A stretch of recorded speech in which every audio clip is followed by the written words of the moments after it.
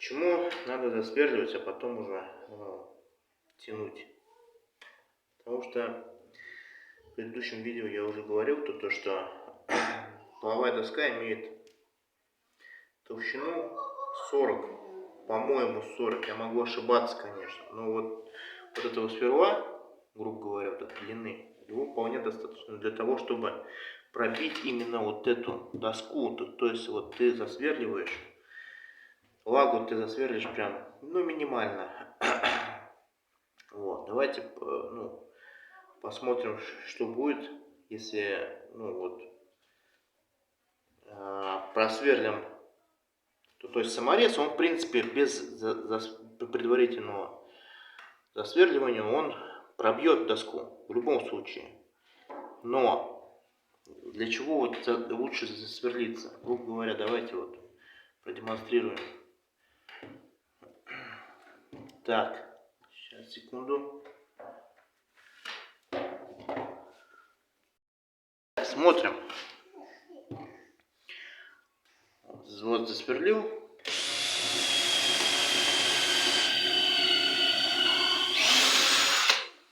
Я специально реверс не делаю, чтобы мне пробило немножко получше. Так, засверлил. Смотрим. Так, смотрим. Наблюдаем. Камера такая хреновая на мой телефон.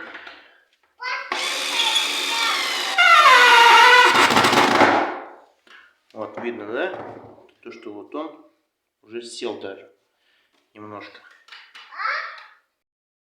Здесь вот заведомо я знаю, что то, что лаги нету. Смотрим.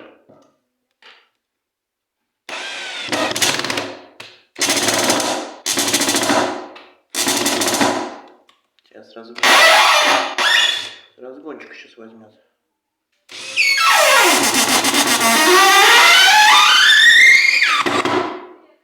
Видите? Вот я не пойму, вот я попал или нет, я не смогу понять. Потому что он в доске уже сам по себе, саморез сам по себе, он держится. То есть вот эти вот ребра, эта резьба, она в доске держится. И непонятно, то ли ты попал в влагу или нет. Грубо говоря, вот если там вот здесь же, грубо говоря, вот рядом с этим. Сейчас мы засверлимся, и потом сейчас я продемонстрирую, в чем разница между вот этим и тем, который засверлено. Все, короче, засверлил. Просто тупо вот этим сверлом засверлился. Заведомо я не знаю, это то, что лаги здесь нету. Все, пробуем.